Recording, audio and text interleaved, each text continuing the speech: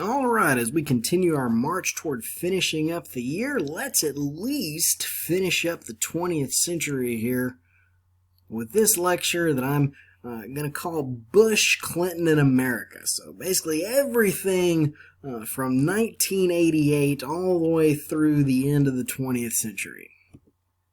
All right, we start with that election of 1988. The Republicans nominated George H.W. Bush. He had been Reagan's vice president, and there was some kind of hope that he would bring some of the popularity of Reagan along with him to help propel him into office. The Democrats nominated this guy, Michael Dukakis. Dukakis had been governor of Massachusetts, and so he had kind of made a name for himself there. Now, the campaign in 1988, it's not particularly important. There wasn't anything really big to write home about. Most of the important issues that the country was going to face, both candidates ignored.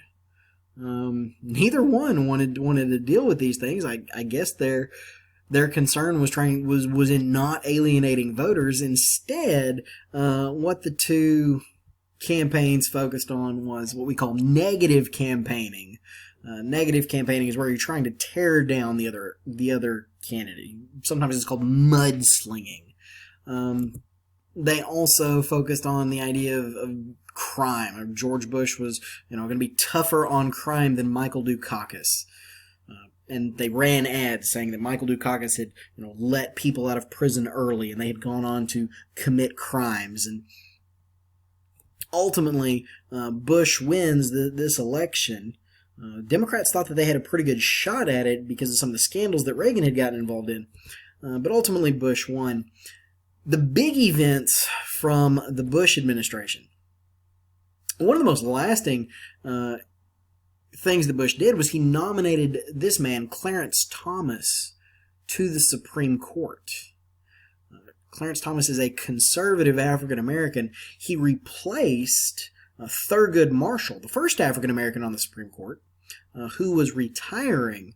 And so Thurgood Marshall was a liberal justice. Well, Clarence Thomas is a conservative. And so the hearings before the Senate, when they confirmed Clarence Thomas, were very contentious. There was allegations that he had sexually harassed one of his former subordinates, a woman named Anita Hill. Ultimately, the Senate approved the nomination, and he ended up on the Supreme Court.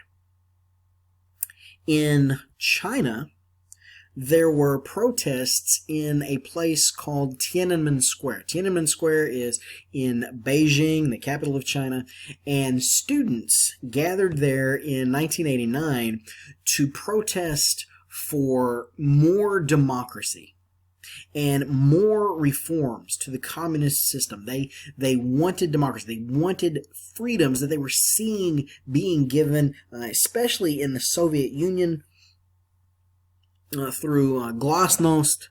If you've already looked at those notes on the end of the Cold War, the Chinese government, tolerant initially, ended up crushing the student protests. There are wide disputes over exactly how many people that were involved in the protest were killed. The Chinese government, of course, is on the low end saying, it was only a couple hundred, and they were, they were armed in armed conflict, whatever. Estimates run as high as 3,000 or 4,000, with some people having disappeared and never been heard from again. The other major event from the Bush administration was the end of the Cold War, which again we've covered in another lecture, whether you've watched it before this or after, and the collapse of the Soviet Union. So these are all huge, huge events in the Bush administration. Now, the Persian Gulf War is probably the biggest event that George H.W. Bush is going to be known for. In August of 1990, the nation of Iraq invaded their neighbors, the nation of Kuwait. And Kuwait is an ally of the United States in the Middle East. Kuwait provides us with oil, and so they're a very important economic ally. In addition, Iraq then threatened to invade Saudi Arabia, another ally in the Middle East that provides us with oil. And so, in terms of economics, this was a threat to the United States, but in terms of the world, this was a threat to peace in general. And so the United Nations condemned the invasion of Iraq, and the United States led a coalition of nations to at first protect Saudi Arabia. This was called Operation Desert Shield. From basically August of 1990 through December of 1990, the United States and other nations were building up military forces in Saudi Arabia. Then, beginning in January of 1991, coalition forces launched something called Operation Desert Storm, which was the military removal of Iraq from Kuwait.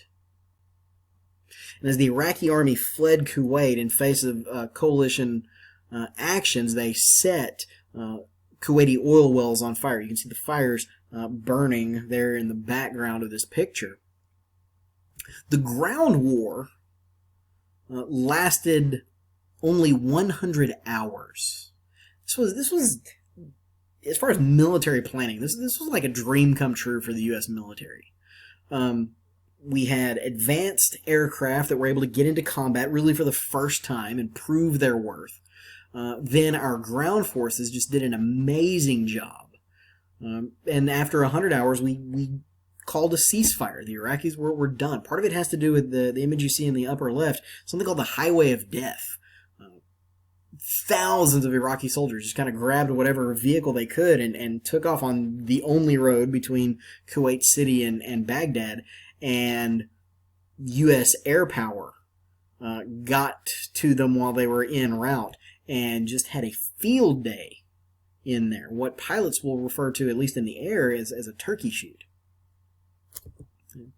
Now, we freed Kuwait, and when we did that, the people of Iraq actually started launching their own little revolutions against the leader of Iraq, Saddam Hussein. The Shiites in southern Iraq, who felt that they had been oppressed by his Sunni government, and then the Kurds in northern Iraq, who had launched revolutions before. The Kurds are a different ethnic group, and Kurds live not only in northern Iraq, but also in Turkey, and then over in Syria. And so there's some nationalism that exists among them, kind of wanting maybe their own country. So they launched a revolution against Saddam Hussein. Both of these revolutions failed, ultimately because the world did not at that point support what we call now regime change. The removal of Saddam Hussein and the installation of someone else. Kind of the devil you know is better than the one you don't. And so both of these revolutions failed. One of the American generals kind of blamed himself for the failure of the revolutions, because if you see in the map here, those lines, the orange parts in the north and the south, those are no-fly zones. The Iraqi Air Force was not allowed to fly in there, but when they negotiated that, one of the Iraqi generals says, "Does that include helicopters?" And the decision was made, no, that did not include helicopters. So the Iraqi military was able to use helicopters, which gave them an advantage over the revolutionaries. Now, in 1992, the United States is going to invade Somalia, and I'm going to use that word invasion loosely. You'll see why here in just a second. Somalia is in Africa. It's a very poor country, and especially at that point in time, the government was ill-equipped to deal not only with the famine, but really with the country. The government itself did not control much outside of the capital. The rest of the country had been split up among different warlords who had their own little private armies. And when humanitarian aid would go into Somalia, the warlords would take it and use it to feed their own troops at the expense of the people that were supposed to be getting it. So again, the United States and coalition forces invaded Somalia. And here, this picture, I hope, gives you an idea of why I put the word invaded in quotation marks. The government of Somalia essentially allowed us in. And when the Marines hit the beach, they were met by a host of reporters. You can see this guy here. This guy's even wearing shorts. You see all the reporters in the background greeting the arriving military, who's there to provide security, distribute the needed food to the people, and ultimately help prop up the Somali government against the warlords. And so, the invasion of Somalia really wasn't what we think of when we think of a military invasion, going in guns blazing. But we do still use that term. And so all this is going on as we get to the election of 1992. And what better position to be in than that of George H.W. Bush? The economy is essentially pretty good. You have won the Cold War. You have successfully defeated Iraq and Kuwait. You have provided humanitarian support in Somalia. And so everything is in this guy's favor. The Democrats in 1992 really failed to run what we call a first-tier candidate. In politics, we have these different levels of candidates. First-tier candidates are people that we expect to run for president and be successful at it. And there were several first-tier candidates that were available. The problem with being a first-tier candidate, though, is you do not want to go into an election and get the snot beat out of you. And first-tier candidates are looking at their political reputations. If you go up against a president, even if he's a sitting president, and it's really, really close, and you do really, really well, that doesn't hurt your political status. However, if you go up against a sitting president and you lose miserably, you will drop from being a first-tier candidate to being a also ran, to being a second-tier candidate. And there won't be as much expectation for you, and there won't be as much support for you because, oh yeah, you ran once and you were destroyed. And no first-tier candidate in 1992 wanted to take on President Bush because they feared this kind of tidal wave of electoral support for the Republicans. That left only what we call second-tier candidates. Second-tier candidates will run in this situation because they have nothing to lose. And this is how the Democrats ended up nominating Bill Clinton. He was governor of Arkansas. He wasn't really known outside of the Arkansas area before 1992. He can throw his hat into the ring. He's a second-tier candidate. The worst thing that can happen to him is he will gain a national reputation. And then potentially set himself up to become later on a first-tier candidate. In other words, he's trying to move up the ranks in the political food chain. There's also, in 1992, a third party that forms. It's called the Reform Party. And it was led by this guy, Ross Perot. Those of you from Texarkana may know the name. He was born and raised here. He went on to found Electronic Data Systems, and he made billions of dollars in the electronics industry. And he set himself up as an alternative to the Republicans and Democrats. Now, early on in 1992, life is good for President Bush. However, in the middle of the year, the country faced an economic recession, an economic downturn. A recession is defined as 2 consecutive quarters of negative economic growth, 6 months of a shrinking economy. And it happened in the middle of 1992. Experts agree that by November of 1992, the United States was coming out of that recession. However, it lasted just long enough to get through Election Day. And that economic recession helped Clinton win the election. If you are a Republican, you don't blame the economy for this, you blame Ross Perot. Because Republicans alleged that Ross Perot stole votes from George Bush. I don't mean he did anything illegal to steal votes. But what Republicans will argue is that people who otherwise would have voted for President Bush instead voted for Ross Perot. That allowed President Clinton to win some states through what are called pluralities.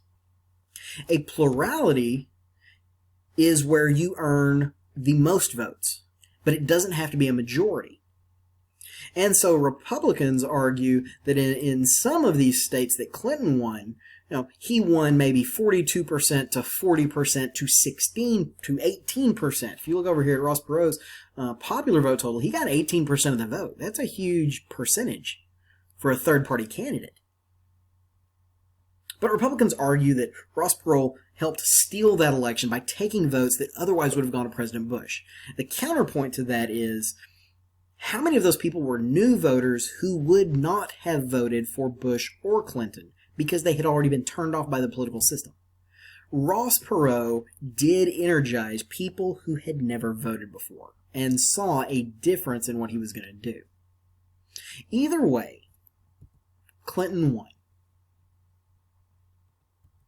So what happened of note during Clinton's presidency? Well, one of the first things that the United States had already been working on during the Bush administration was the signing of something called the North American Free Trade Agreement, or NAFTA. NAFTA was a free trade agreement that was designed to lower tariffs and other trade barriers between the United States, Mexico, and Canada. That's why it's called North American Free Trade Agreement. Okay?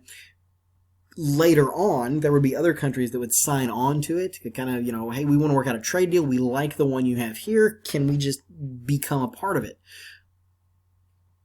President Clinton is also responsible for implementing a policy called Don't Ask, Don't Tell in the U.S. military.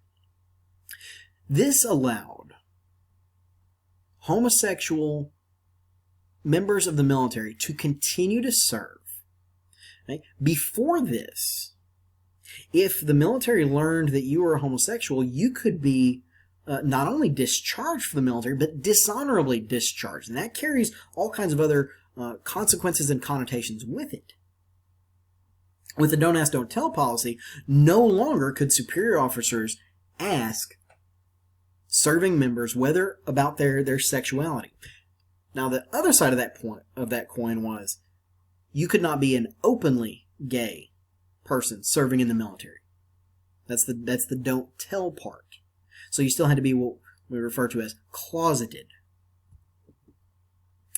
There was, in his first term, an attempt at healthcare reform. This had been a signature part of what he wanted to do in his campaign. He turned the healthcare reform effort over to his wife, Hillary Clinton.